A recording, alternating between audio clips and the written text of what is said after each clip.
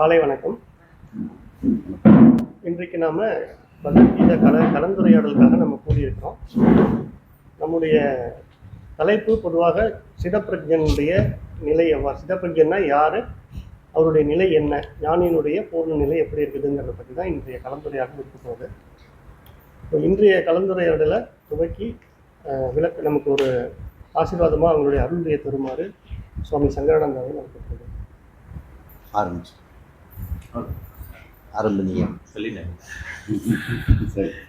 இன்றைய உரையை முதல்ல ஆரம்பிக்க இருக்கிறது ஆச்சாரியா காந்திநாதன் அவர்கள்.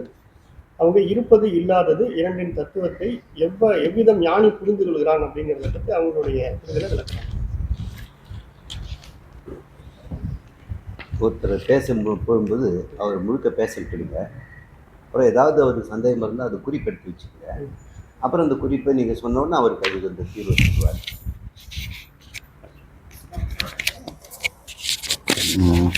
ஓம் ஸ்ரீ பரமாத்மனே நமஹ. நாசதோ வித்யதே பாவோ ந பாவோ வித்யதே சதஹ. உபயோரபி திருஷ்டோந்தஸ் ஸ்வனயோஸ்தத்வதர்ஷிபிஹி. நன்றி. நம்ம குருஜிக்கும் எல்லா ஆச்சாரியர்களுக்கும் நமஸ்காரம், கடவுளுக்கும் நமஸ்காரம், குரு பரம்பரைக்கும் நமஸ்காரம். இப்போ வந்து இதுதான் அந்த ஸ்லோகம் ஓகேங்களா.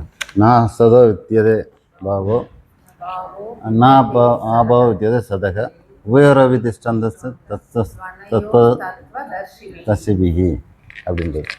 இதில் வந்து மூணு விஷயம் சொல்கிறார் இவர். மூணு விஷயம்னு இல்லை, 3 பாயிண்ட் சொல்கிறாரு. 3 பாயிண்ட் என்னென்னா, நான் சதோ வித்தியதே பாவு அப்படின்னாக்க, அப்படிங்கிறது வந்து நான் சதோ வித்தியதே பாவு. ஆக்சுவலாக அசதோ வித்தியதே பாவு அப்படின்னாக்க இல்லாததற்கு இருப்பு இருக்குது அப்படின்னு தான். நான் அசதோன்னா இல்லாததற்கு இருப்பே இல்லை அப்படின்னு அர்த்தம். நான் அசதங்கிறப்ப இது இல்லை, ஏன்னா இது கொஞ்சம் கன்ஃபியூஸ் ஆகும் இந்த வார்த்தை. அதனால் வந்து இல்லாததற்கு இருப்பு இருக்குன்ட்டு நான் அசதங்கிறப்ப இல்லாததற்கு இருப்பே இல்லை, எப்போதும் இல்லை அப்படின்ற மாதிரி தான் நம்ம எடுத்துக்கணும். நான் பாவோ வித்தியதே சதக. அதாவது இது அசத்துங்கிறது வந்து இது அசத்துன்னு சொல்கிறாரு, இது சத்துன்னு சொல்கிறாரு. நான் பாவோ வித்தியதே சதக. இப்போ வந்து அந்த பாவம், அதாவது இருப்புங்கிற அந்த நிலை வந்து சத்துக்கு எப்போதுமே இருக்குது, அழிவே இல்லை அப்படின்ற மாதிரி இந்த மாதிரி 2 விஷயத்த சொல்கிறாரு. 3வது விஷயமா உபயோரவி திருஷ்டாந்த தசிபிகி அப்படின்ட்டு சொல்கிறாங்க. இதுக்கு வந்து அந்த தத்துவத்தை அறிந்தவர் ஞானிகள், தத்துவத்தை அறிந்தவர்கள், அது குருமார்கள், இவங்க வந்து இந்த விஷயத்தை நல்லா புரிஞ்சுக்கிட்டாங்க. அது வந்து தசிபிகினாக்க அவங்க தர்சனமாகவே அவங்களுக்கு தெரியுது.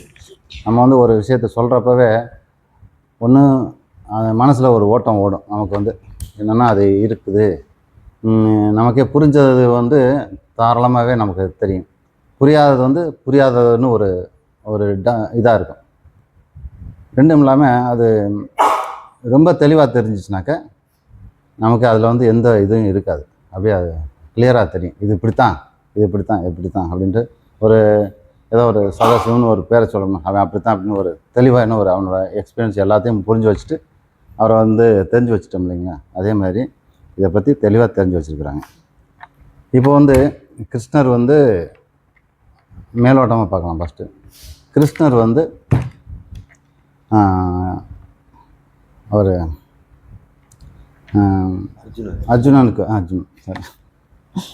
கிருஷ்ணர் வந்து அர்ஜுனனுக்கு சொல்கிறாரு. அவர் என்ன நிலையில் இருக்கிறாருன்னா, மனநிலையிலன்னா, முன்னாடி அந்த போர் எதிர்ப்பார் நிற்கிது, இவர் நிற்கிறாரு, இவர் தான் பொறுப்புகளில் இருக்கிறாரு, இவர் மனசு சஞ்சலத்தில் இருக்கிறாரு. இப்போ இந்த நேரத்தில் இவர் வந்து போதிக்கிறாரு. அவர் வந்து ஒரு கன்ஃபியூஷனில் இருக்கிறாரு, ஒரு கேள்வி கேட்குறாரு, ஒரு சரண்டர் ஆகிறாரு.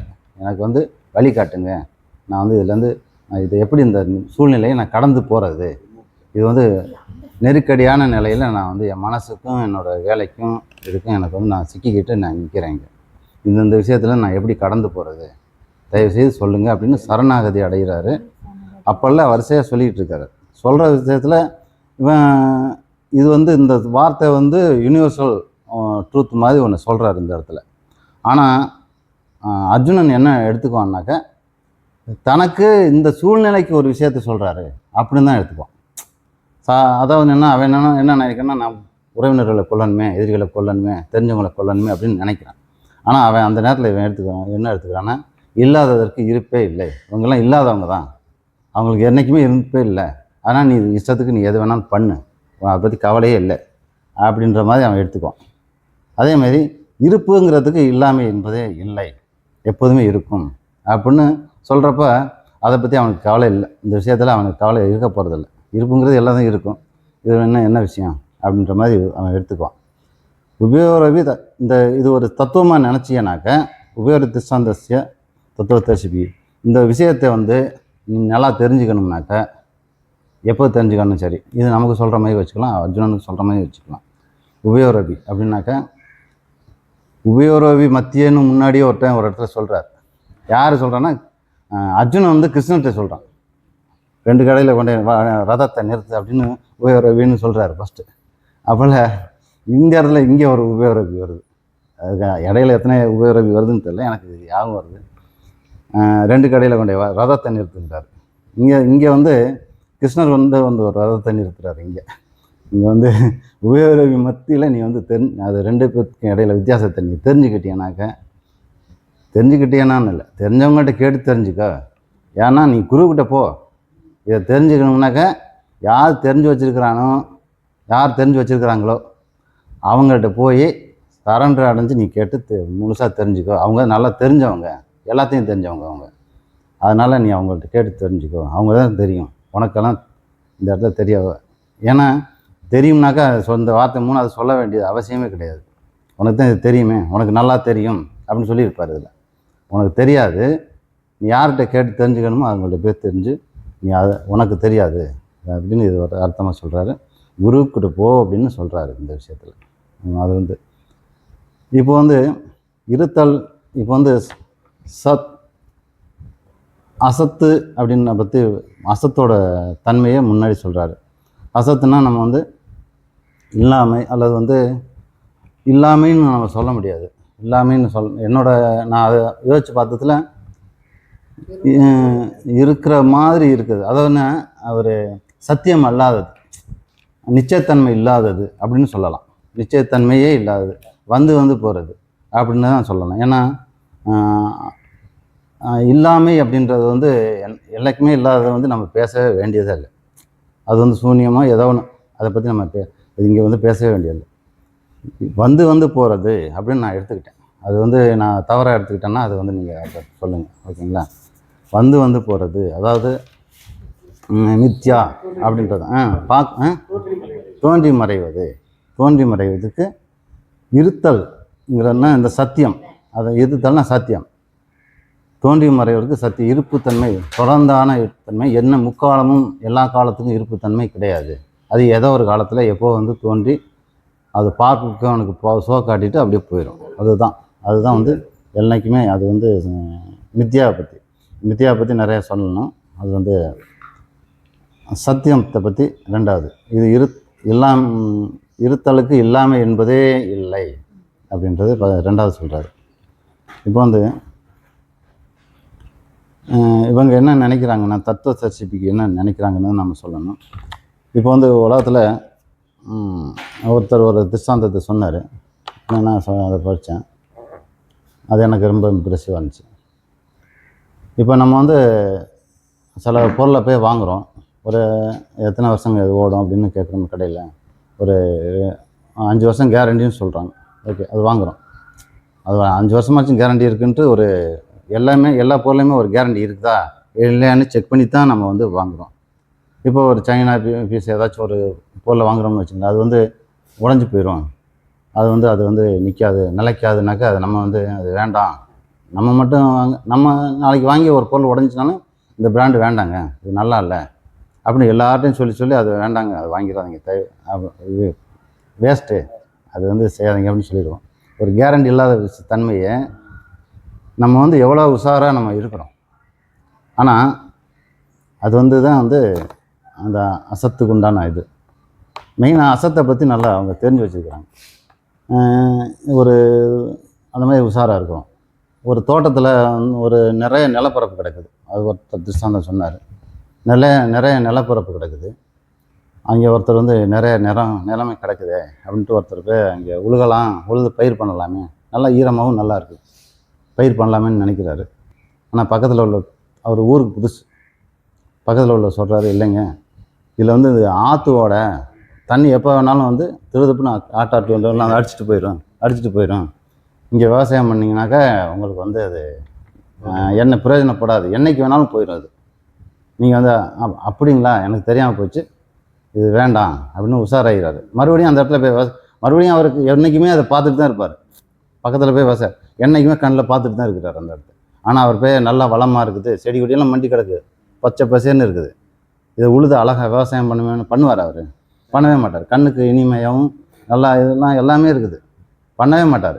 ஏன்னாக்க இது வந்து இங்கே வந்து நிலை இல்லாதது, இந்த இடம் இது நிலைத்தன்மை கிடையாது, சுத்தமாக இல்லை, இது வந்து நம்ம பண்ணவே முடியாது அப்படின்ட்டு அவர் வந்து அது வந்து விலகி போயிடுறாரு. என்னதான் கண்ணுக்கு இதாக இருந்தாலும் சரி. அதேமாதிரி இவங்க வந்து என்னென்னா இந்த தத்துவத்தை அறிஞ்சவங்க, இந்த உலகம் எவ்வளவு தான் அழகாக இருக்குது, எல்லாம் இருக்குது, இதில் என்ன வேணாலும் பண்ணலாம், என்ன வேணாலும் என்ஜாய் பண்ணலாம் அப்படின்னு நினைக்கிறப்ப அது வந்து இதெல்லாம் நிலைத்தன்மை வந்து அறிவில் உணர்ந்து வச்சுக்கிறாங்க.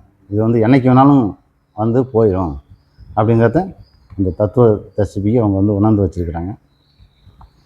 அதுதான். ஆனால் வந்து நம்ம வந்து இதெல்லாம் நம்ம வந்து கண்ணுக்கு முன்னாடியே பார்க்குறோம். நிறைய பேர் நம்ம இதுக்கு முன்னாடி வந்து நம்ம பிறக்கிறதுக்கு முன்னாடி இல்லை, நம்ம சின்ன வயசாக இருந்தப்போல்லாம் உடம்பெல்லாம் வேறு மாதிரி இருந்துச்சு. நம்ம ஃபோட்டோவை பார்க்குறோம், நம்ம இது நான் தான் அப்படின்றோம். ஆனால் அது வந்து அங்கே இருக்கிறோமா? இல்லை, நம்ம அது இல்லை, நம்ம சேஞ்ச் ஆகிட்டே இருக்கிறோம். நம்ம வந்து ஒரு கொஞ்ச நாளைக்கு முன்னாடி ஏதோ வாடகைக்கு வீட்டில் இருந்திருப்போம், அந்த ஏரியாவில் நம்ம பரிச்சயமாக தெரிஞ்சவங்க இருப்பாங்க. அப்புறம் வந்து கொஞ்ச நாள் கழிச்சு பார்த்தா அவங்களாம் நரைச்சி இப்போ மாதிரி இருக்கிறாங்க, நம்மளும் அந்த மாதிரி ஆயிடுறோம். பார்க்குறப்போ ஒரு நிலைத்தன்மை இது இருக்குல்ல, நாளுக்கு நாள் நிலைத்தன்மை மாறிக்கிட்டே இருக்குது. ஆனால் நமக்கு வந்து ஏதாச்சும் அதை வச்சு அறிவு உண்டாச்சா? நம்ம கூட இருக்கிறவங்க நிறைய பேர் இப்போ இல்லாமல் போயிடுறாங்க. நம்ம சின்ன வயசில் இருந்தப்போ தாத்தா பாட்டி எல்லாம் இருந்திருப்பாங்க, ரொம்ப அன்பாகவும் இருந்திருப்பாங்க. அப்புறம் அந்த ஊர் வேறு மாதிரி இருந்திருக்கும், ஆடு மாடு எருமை மாடெல்லாம் வளர்த்து கோழியெல்லாம் வளர்த்து அந்த மாதிரி வாழ்ந்துருப்போம். பார்த்தா இப்போ வந்து அதுக்கு சம்மந்தமே இல்லாமல் வேறு எங்கேயோ வாழ்ந்து எதோ வந்துட்டோம், ஆள் மாறிட்டோம், இடம் மாறிச்சு. இப்போ அந்த இடத்துக்கு போனாலும் அதே மாதிரி இல்லை, எதுவுமே மாறி போச்சு. இதெல்லாம் மாறுது, எதிர்காலம் மாறும். நம்மளும் நம்ம பாட்டி தாத்தாலாம் போயிட்டாங்களே, நம்மளும் அந்த மாதிரி தான் போவோம் அப்படின்ற மாதிரி ஒரு எண்ணங்கள் நமக்கு வரல. நம்ம எல்லாத்தையும் ஸ்டடி பண்ணி ஸ்ட்ராங் பண்ண தான் நம்ம நினைக்கிறோம். அந்த மாதிரி நிலைத்தன்மை இல்லாத அந்த உலகத்தையும் இந்த மாதிரி எல்லாத்தையும் இவங்க வந்து தத்துவ தரிசிப்பிக்கு உணர்ந்து வச்சுருக்கிறாங்க. ஆனால் நமக்கு தெரிஞ்சும் கூட, எல்லாமே நம்ம தெரிஞ்சும் கூட நம்ம கண்ணில் பார்த்தாங்க நமக்கு வந்து நிலைத்தன்மை இல்லாத விஷயத்தில் நமக்கு இன்னும் கூட அந்த ஆர்வம் இது இருந்துகிட்டே தான் இருக்குது. அதை வந்து அவங்க உணர்ந்து வச்சுருக்கிறாங்க, நம்ம உணராமல் இருக்கிறோம். இதை வந்து தெரிஞ்சுக்கணும், எது உண்மையான இதுங்கிறத இங்கே சொல்கிறாரு. அவர் இங்கே சொல்லியிருக்காரு 2வது சென்டென்ஸில். நான் எதுவுமே இது வந்து இதுக்குதாக வாங்கிது. இப்போ வந்து இவங்கெல்லாம் என்ன பண்ணுவாங்க, இவங்க வந்து இந்த தத்துவ தரிசிப்பி எதை ஆசிரியச்சு இருப்பாங்க அப்படின்னாக்கா, எதைத்தான் உண்மைத்தன்மை இருக்கிறத எப்போதுமே அழிக்க முடியாது, எது இருத்தலோ அது என்றைக்குமே அழியாதது, அதை உணர்ந்து வச்சுக்கிறாங்க. அந்த ஆதாரத்தில் அவங்க வாழ்ந்துட்டுருக்காங்க. அது வந்து போதும். அது நான் அந்த பச்சை பசேன்னு இருக்கிற இதையோ இந்த ஏதோ ஒன்று கிஃப்ட் கொண்டாந்து கொடுக்குறாங்களோ, எதை செஞ்சாங்களோ, அது சொத்து சுகம், எதை பற்றியும் எனக்கு வந்து தேவையில்லை. நான் எப்போதுமே இருக்கிறேன். நான் கண்ணை மூடி பார்த்தா நான் எப்போதுமே இருக்கிறேன். எனக்கு இருத்தலுக்கு என்றைக்குமே போகாது. நான் பிரம்மம், நான் ஆத்மா. ஃபஸ்ட்டு நம்ம ஆத்மான்னு நான் உணர்ந்துக்குவான், நான் பிரம்மம்னு நம்ம உணர்ந்துக்கிட்டு அதிலே வந்து அவன் போதும், வேறு என்ன அழியக்கூடிய பொருளுக்கு பின்னாடி நான் எதை பார்த்தாலும் கண்ணில் பார்க்குறது எல்லாமே வந்து மாறிக்கிட்டே இருக்குது, எதுவுமே எனக்கு வந்து அனித்தியமாக இருக்குது அப்படின்னு இவங்க வந்து இந்த தத்துவதர்சிக்கு அவங்க உணர்ந்து வச்சுக்கிறாங்க. அவங்க வந்து அவங்களோட நிச்சயத்தையும் அழியக்கூடியதையும் தெரிஞ்சு வச்சுருக்கிறாங்க. அழியாமை நமக்குள்ளே இருக்குது அப்படின்னு தெரிஞ்சு வச்சுக்கிறாங்க. கண்ணில் பார்க்குறது எல்லாமே அழியக்கூடியது தான். அது மட்டும்தான் திடப்பொருள்கள் எல்லாமே அழியக்கூடியது தான். அது வந்து அவங்களுக்கு தெரியும். சத்தியத்தை கண்ணில் பார்க்க முடியுமா? கண்ணில் பார்க்குறதான் சத்தியமா அப்படின்னா கண்ணில் பார்க்கவே முடியாது. அதுதான் பெரிய பிரச்சனை. மக்களுக்கெல்லாம் சத்தியத்தை எங்கேயாவது தேடி தேடி கண்டுபிடிச்சி பார்த்துடலாமான்னாக்கா எங்கே தேடினாலும் சத்தியத்தை பார்க்க முடியாது. அப்போ எங்கே தான் தேடி நான் பார்க்கலாம்னாக்கா மூணாவது இவங்ககிட்ட போன தத்துவத்தை யார் தரிசனம் பண்ணாங்களோ, சத்தியத்தை யார் தரிசனம், இது தத்துவதர்சிபிங்கிறத விட சத்தியதர்சிபின்னு கூட சொல்லலாம். இது புரியுங்களா? அப்படின்னு கூட சொல்லலாம். சத்தியத்தை யார் தரிசனம் பண்ணாங்களோ அவங்களுக்கு தான் அது தெரியும். மற்றவங்க தெரியாது. அவங்கள போய் பாரு. இதில் வந்து எது சத்தியம்னு நீ தெரிஞ்சுக்கணும்னாக்கா அவங்கள போய் பாரு அப்படின்றாங்க. இது வந்து இது. அப்புறம் வந்து ஒரு நிமிஷம்.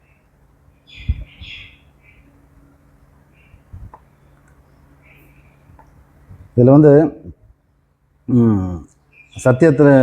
சத்தியம்னு சொல்ல முடியாது. பாரமார்த்திகம், விவகாரிகம், பிராதிபாசியம் அப்படின்னு மூணு விஷயம் இருக்குது. நான் இதை வந்து அடிஷ்னலாக சொல்கிறேன். இதுக்கு சூட்டாமல் அப்படின்னு தெரியாது. இப்போ உண்மையான சத்தியம் அப்படிங்கிறது பிரம்மம் தான். அது வந்து டைமோ ஸ்பேஸோ இல்லாதது. நான் ஒரு ஹிண்ட்ஸுக்காக நான் சொல்கிறேன். டைமோ ஸ்பேஸோ இல்லாமல் உண்மையில இருக்கிறது அதுதான் வந்து பிரம்மம். அதை வந்து அது இது பண்ணிக்கணும். ரெண்டாவது, இதில் மூணு விஷயம் இருக்குது. மூணு சத்தியத்தை நம்ம வந்து சொல்லப்பட்டிருக்குது. பாரமார்த்திக சத்தியம், விவகாரிக சத்தியம், பிராதிபாசிய சத்தியம். பாரமார்த்தியம்ன்றது எந்த சேஞ்சஸ் இல்லாமல் எப்போதும் இருத்தல் தன்மையுடைய அந்த அப்படின்றது சத்தியம். அது வந்து சத்தியங்கிறது அதுதான். அது பிரம்மமோட இருக்கிறது ஒரே ஒரு அத்வைதம், அது சத்தியம், அதுதான். அப்புறம் வந்து விவகார சத்தியங்கிறது மாயாவால் படைக்கப்பட்ட உலகம். அது வந்து விவகார சத்தியம். அது வந்து பார்க்குறதுக்கு உலகமாக, அது பார்க்குறதுக்கு நம்ம வந்து ஒரு ஜீவன் வேணும். அப்போ தான் இது இருக்கும். பார்க்குற வரைக்கும் இருக்கும். பார்க்கலன்னா அது கண்ணை திறந்து பார்த்தா இருக்கும், கண்ணை மூடிட்டா இருக்காது. அது வந்து எப்போதுமே அது தூக்கத்துலேயோ எதாக இருந்தாலும் சரி பார்க்குறவங்க ஒருத்தன் இருக்கணும். அது ஒன்று. பாரமார்த்தியது பார்க்குறது யாரும் வேண்டாம். பார்க்குறதுக்கோ ரெண்டாவது ஒன்று வேண்டாம். தானாகவே இருக்கும். தண்ணீர் தானே இருக்கும். ஒரே ஒரு இருப்புத்தன்மை தான் எப்போதும் இருக்கும். டைம் ஸ்பேஸ் எதுவுமே இல்லாத ஒரு சத்தியம். அது வந்து அதுதான் வந்து அத்வைதம். அதுதான் வந்து பிரம்மம். அதுலேருந்து எல்லாமே எல்லாத்துக்குமான சோர்ஸு அதுதான். அது வந்து கான்ஷியஸ்னஸ் சோர்ஸ். அப்புறம் வந்து பாரமார்த்தியம் அது விவகாரங்கிறது இறைவனால் படைக்கப்பட்ட ஒரு சத்தியம். அது வந்து இந்த உலகம் பார்க்குற உலகம் எல்லாமே நம்மளும் அதுதான். உலகம்னா நம்மளையும் சேர்த்துக்கணும். நம்ம உடம்பு, நம்மளோட கான்ஷியஸ்ஸு, நம்மளோட ஆத்மா வந்து அது பாரமார்த்தியம்னு வச்சுக்கலாம். நம்ம ஆத்மாவே பாரமார்த்தியோட சேர்த்துக்கலாம். நம்மளோட மற்றது எல்லாமே வந்து விவகாரத்தை சேர்த்துக்கலாம். பிராதிபாசியம்ங்கிறது கையில் நம்மளோட தனிப்பட்ட ஜீவனோட பார்க்கும் ஆங்கிளை வச்சு உலகம் தெரியுது இல்லைங்களா? ஒவ்வொருத்தருக்கும் நீங்கள் இருக்கீங்கன்னா உங்களை சுற்றி ஒரு உலகம் இருக்குது, உங்களோட கற்பனை இருக்குது, உங்களோட குழந்தை குட்டி, அப்பா அம்மா, உங்கள் ஊர் அப்படின்னு அவங்களுக்கும் தனிப்பட்ட உலகம் இருக்குது. அவங்களோட பார்வை இருக்குது. இவன் கெட்டவன், நல்லவன், இது நல்லது கெட்டது அப்படின்ட்டு உங்களோட அதுதான் பிராதிபாசியம். அது உங்களுக்கு மட்டும்தான் அது அந்த உலகம். அது உங்களுக்கு வந்து நல்லதாக இருக்கிறதெல்லாம் அவருக்கு கெட்டதாக தெரியும். அவருக்கு நல்லதாக என்ன அவங்களுக்கு அதை பிரதி அப்படி நான் எப்படின்னா பிரதி அப்படின்னு நினச்சிக்கிட்டேன். அப்படி ஈஸியாக அவங்க ஞாபகப்படுத்துக்காது. பிரதினா சிங்கிள், ஒவ்வொருத்தரும் பிரதி வியாழக்கிழமை, பிரதி சனிக்கிழமை விடுமுறைன்னு சொல்லுவாங்கள்ல, ஒவ்வொருத்தருக்கும்னு வச்சுக்கலாம். பிரதி நான் அது உங்களுக்கு புரிகிற மாதிரிங்கிறதுக்காக நான் சொல்கிறேன். அது ஞாபகம் வச்சுக்கிறது. அப்போ வந்து அது வந்து விஎஸ்டி சத்தியம்னு சொல்லலாம். அது பிராதிபாசியம். இது வந்து தனித்தனி உலகம் இருக்குது. இது வந்து அவனோட அவன் இருக்கிறதுனாலையும் அவனோட அந்த ஜீவனுக்காக உண்டாகிறதுனாலையும் அது வந்து உண்டாகிருக்குது. அவன் எப்போ போகிறானோ அப்போ கண்ணை மூடுறானா அது தூக்கத்தில் அது காணாமல் போயிடும் அவனோட உலகம். அவன் முழிச்சு வர்றப்போ அது தெரியும். அவன் கனவுலையும் அந்த ஒரு அது ஒரு பிராதிபாசியம், அதுக்கும் கூட சொல்லிக்கலாம். அவன் வந்து ஒரு ஒரு ஃபோன் நல்ல இதுதான் சூப்பருமா, அடுத்தவனுக்கு அது வந்து இது ஒரு சொத்த ஃபோனு இதை வச்சு ஓட்டி பெருசுன்னு சொல்லிட்டு இருக்கிறான், அதெல்லாம் வந்து அப்படின்னு அதெல்லாம் பழைய மாடல் அப்படின்னு சொல்லிடுவாங்க. புரியுதுங்களா? அவனோட உலகம் அவனோட உலகம், அதுதான் பிராதிபாசியம். இந்த பிராதிபாசியம் தான் ஒருத்தனோட அறியாமை, அவனோட உலகம் எல்லாத்தையும் உண்டாக்கி இருக்குது. இந்த பிராதிபாசியத்துலேருந்து வெளியில் வந்து ஃபஸ்ட்டு பிராதிபாசியத்துலேருந்து வெளியில் வரணும். இது வந்து கடவுளால் படைக்கப்பட்ட உலகம். அதை வேணா இந்த பிராதிபாசியம் விவகாரியத்துக்குள்ளே வரணும். விவகாரிய தத்துவத்தை மூலியம் தெரிஞ்சுட்டு அதுலேருந்து வெளியில் வந்து பாரமார்த்தியத்தை தெரிஞ்சுக்கணும். இது ஒரு ஸ்டெப்பாக போய் அப்போல்லாம் வந்து இந்த தத்துவத்தை சிப்பிக்கு அந்த பாரமார்த்தியத்தில் இருக்கிறாங்க. அதனால வந்து இது ரெண்டையும் உணர்ந்து வச்சுருக்கிறாங்க. நான் சத வித்தியதை பாவோ நான் வித்தியதை சதகம், இந்த ரெண்டையும் உணர்ந்து இவங்க வந்து பாரமார்த்திய சத்தியத்தை புரிஞ்சுக்கிட்டு அந்த சத்தியத்தில் வாழ்ந்துட்டுருக்குறாங்க. அதனால் அவங்க வந்து அந்த தத்துவத்தை சிப்பிக்கு இருக்கிறாங்க அப்படின்ட்டு தான் என்னோட இது. போதும்னு நான் நினைக்கிறேன். நன்றி, தேங்க்யூ. எக்ஸலண்ட்டாக சொன்னீங்க. சரி, தேங்க்யூ. பாராட்ட வேண்டிய விஷயங்க. இந்த திருஷ்டாந்தங்கள்லாம் எக்ஸலண்ட்டாக இருந்தது. சரிங்க சார். அப்புறம் எக்ஸ்ட்ரா இன்ஃபர்மேஷனாக பாரமார்த்திகம், விவகாரிகம், பிராதிபாசியம், அது திருஷ்டாந்தத்தில் கரெக்டாக சொன்னீங்க. அதான் அதுலேயும் பிரதி அப்படிங்கிற வார்த்தை தனித்தனியாக இண்டிவிஜுவல், அதான் சமஷ்டியாக எல்லாருக்கும் பார்க்குறது விவகாரிகம், விவகாரியம் தனித்தனியாக பார்க்குறது வந்து சொன்னீங்க. அது ஒரு புது இன்ஃபர்மேஷன். சரி சார்.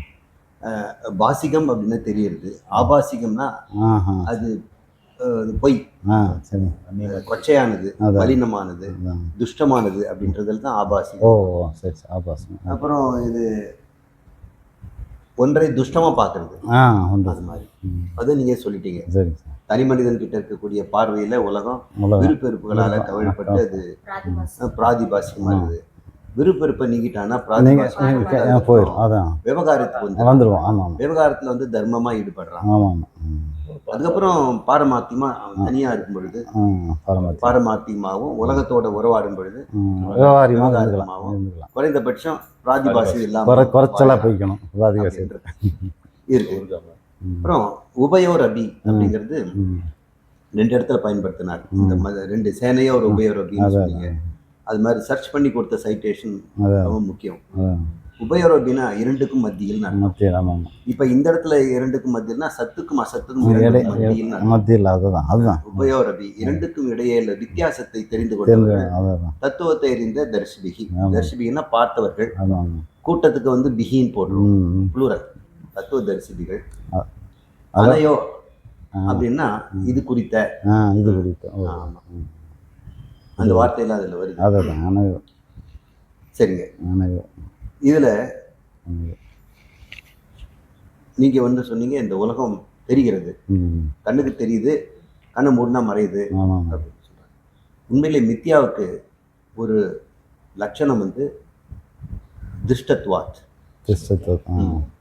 திருஷ்யத்வாத்தில் திருஷ்டத்வாத்துன்னு சொல்கிறாங்க. பார்த்து விட்டதால அது மித்தியாங்க, இதுதான் லட்சணம். இந்த லட்சணத்தை வந்து சுரேஸ்வராச்சாரியார் சொல்கிறாரு. பத்மபாதர் வந்து வேற மாதிரி, பஞ்சபாதிகாங்கிறதுல வேற மாதிரி எல்லாம் சொல்லுவார். உண்மையிலே இந்த பஞ்சபாதிகால சொல்லப்பட்ட இந்த பத்மபாதருடைய டெஃபினிஷன், சுரேஸ்வராச்சாரியர் சொல்லக்கூடிய திருஷ்டத்வாத் அப்படிங்கிறதும், இது 2த்தையும் தான் கண்ணன் வந்து இங்கே வந்து சுட்டி காட்டுறாங்க. அதைத்தான் இவங்க 2 பேரும் பின்பற்றுறாங்க. பின்னாடி வந்தவங்க கண்ணனுடைய உபதேசத்தை இவங்க எல்லாம், சங்கரர் போன்றவங்க எல்லாம் பயன்படுத்துறாங்க. ஏன்னா கண்ணனுடைய பகவத்கீதைக்கே உரையாற்றி எழுதுவர் சங்கரர். சங்கருடைய மாணவர்கள் இருக்கிறதுனால இவங்களுக்கு இந்த 2ம் தான் முக்கியமான ஒரு தலைப்பு. இதில் நீங்கள் என்ன சொல்லணும்னா, சத்து அசத்துன்னு 2த்தையும் ஒரு அழுத்தம் கொடுத்து நம்ம அதுக்கு லட்சணம் கொடுக்கணும். சத்துன்னா முக்காலத்திலும் இருப்பது அப்படின்னு நான் என்ன சொல்லுவோம், முக்காலத்துக்கு இல்லாமல் போவாது. ஆமாம், அப்படி சொல்லுவோம். இருப்பதுங்கிறது வந்து சில சமயம் நமக்கு கண்ணுக்கு தெரிஞ்ச ஒரு பொருளை மனசில் வச்சுட்டு முக்காலத்தில் இருப்பதுன்னு நினச்சிக்குவோம், இல்லாமல் போகக்கூடியது அப்படின்னு. அதனால் அது அதனுடைய டெஃபினேஷன் திரிகால இருத்தலுக்கு உண்டான சொல்லணும், நிறைய சொல்லணும். திரிகால அபாத்தியம். அபாத்தியம் 3 காலத்தில் இல்லை என்று நீக்க முடியாது. இருக்க முடியாது. 3 காலத்திலும் இல்லை என்று நீக்க திரிகால அபாத்தியம். அப்போ அசத்து 3 காலத்திலும் நீக்கக்கூடியது. நிற்கக்கூடியது. ஆமாம். இருந்தால் தான் நீக்கிறதுக்கு, அது இல்லை. அதனால அது வந்து சூன்யம். அதனால அதுக்கு தமிழ்ல நம்ம முற்றின்மை. சத்துக்கு முற்றுண்மை. இப்போ இந்த உலகம், இந்த ஜனங்கள், நீ பாங்குற முற்றுண்மையா முற்றின்மையா அப்படின்னு கேட்குறாரு. இதை வந்து இந்த உலகத்தையும் இன்ப துன்பங்களையும் சுக துக்கங்களையும் உறவுகளையும் இந்த தத்துவ தரிசனிகள் எப்படி பார்க்கிறார்கள்? சத்தென்று பார்க்கலாம், அசத்தென்று பார்க்கிறார்களா? சத்தென்று பார்த்தனாக்கா பிரச்சனை தான். அசத்துன்னு பார்த்தனா அது வந்து உன்னால் அது அசத் பண்ண முடியாது, இருக்குது. அப்போ அவங்க எப்படி புரிஞ்சுக்கிட்டாங்க? இந்த இந்த ஸ்லோகத்தில் இல்லாத ஒரு விஷயத்த நம்ம புரிஞ்சுக்கணும். அவங்க புரிஞ்சுக்கிட்டாங்கிறத நீ புரிஞ்சிக்க. அவங்க என்ன புரிஞ்சுக்கிட்டாங்க? இருந்தும் இல்லாதது, ஒரு காலத்தில் இருந்து ஒரு காலத்தில் மறைவது, திருஷ்யத்துவம், பார்வைக்கு மட்டும் அப்படின்னு அவர் சொல்றாரு. இப்போ இது வந்து நமக்கு தெரிந்த மொழியில ஒன்று உண்மை, முக்காலத்திலும் இருப்பது, ஒன்று முக்காலத்திலும் இல்லாதது அப்படின்னு சொல்லிட்டு இருக்கோம். இந்த ரெண்டுமே நமக்கு தெரியாது. ஏன்னா முக்காலத்திலும் இருக்கிறத நம்ம பார்த்ததே கிடையாது. பார்த்துட்டோம்னா திருஷ்யமா. ஆமா, பார்த்துட்டோம்னா அப்புறம் மறைவும். ஆமா. அப்புறம் முக்காலத்து இல்லைங்கிறத நமக்கு இந்த உலகத்தை போட முடியல. நமக்கு தெரிஞ்ச முக்காலத்தில் இருப்பது இந்த உலகம் தான், இந்த உடம்பு தான். அதுதான் அவர் சொல்றாரு, நீ எது வந்து முக்காலத்தில் இருப்பதுன்னு நினைக்கிறியோ அது சத்தும் அல்ல அசத்தும் அல்ல. சரி, ரெண்டும் கலந்ததுமானா அதுவும் அல்ல, அது ஒரு தனி, அது வந்து இறைவனுடைய விவகாரம், அது மித்யா அப்படின்ற வார்த்தையே சொல்றாரு. சரி, இதெல்லாம் வந்து சொன்னதுனால ரொம்ப முக்கியமான ஒரு தலைப்பு இது. ஒரு ட்ரையாக வேதாந்தமாக சத்து அசத்து அப்படின்னு எடுத்துக்காம ஒரு பர்சனல் லைஃப்பில் எப்படி இதை வந்து அப்ரோச் பண்ணணும் அர்ஜுனனுக்கு அப்படின்னு சொன்னதுனால திருப்தியாக இருக்குது. ரொம்ப நல்லா செய்திருக்கீங்க.